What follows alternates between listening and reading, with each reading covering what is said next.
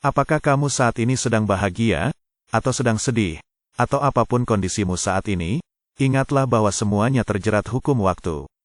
Apa maksudnya hukum waktu? Sebelum menjelaskan tentang hukum waktu, aku ingin menjelaskan tentang dimensi ruang. Kalau kamu pernah sekolah SMP, kamu pasti mengenal yang namanya sumbu dimensi horizontal yaitu mendatar, dan vertikal yaitu atas bawah. Segala sesuatu yang memiliki wujud, pasti memiliki ukuran secara mendatar dan secara vertikal. Ada yang ukurannya besar dan ada yang sangat kecil, tapi pasti tetap ada ukurannya atau jaraknya. Nah, apa hubungan dimensi ruang dengan hukum waktu? Hubungannya adalah, setiap yang memiliki ukuran pasti membutuhkan waktu. Entah itu cepat atau lambat, yang jelas pasti memerlukan waktu.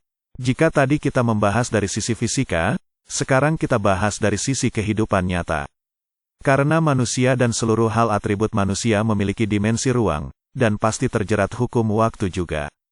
Tidak ada yang abadi. Contoh, saat kamu baru lahir, apakah setelah 20 tahun kamu masih tetap sama seperti bayi? Tentunya tidak, pasti semuanya sudah berubah. Tapi, mungkin kamu ingin membantah, bagaimana jika bayi itu meninggal saat usianya masih bayi? Apakah artinya dia tidak sempat mengalami perubahan? Sebenarnya, bayi tersebut sudah berubah, yaitu berubah menjadi mayat, kemudian bangkai, dan melebur menjadi tanah. Sebenarnya, kejadian itu juga menunjukkan adanya kelahiran dan kematian, yang artinya sesuai dengan yang aku sebut, ada awal ada akhir. Mari kita ambil contoh lain, misalnya saat ini kamu baru saja jadian dengan pasanganmu, dan kamu merasa sangat bahagia. Tapi, percayalah, suatu saat kalian akan menangis terpisah. Dengan cara apapun, intinya kalian akan terpisah. Entah karena urusan sosial atau bahkan dipisahkan oleh usia nyawa, yang jelas pasti akan terpisah suatu saat nanti. Karena setiap ada pertemuan, pasti ada perpisahan. Kita ambil contoh lain lagi. Dulu saat aku sekolah SMP, aku merasa terbebani dengan tugas yang ada di sekolah itu, dan juga dengan guru yang ada di sekolah itu.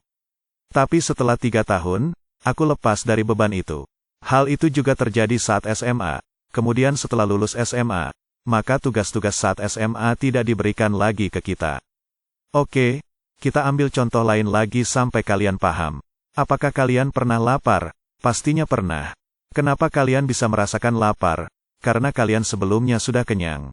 Kemudian, setelah makan kalian merasakan kenyang. Kenapa kalian merasa kenyang? Karena kalian sebelumnya lapar. Ingatlah, apapun kondisimu saat ini, semua ada ujungnya.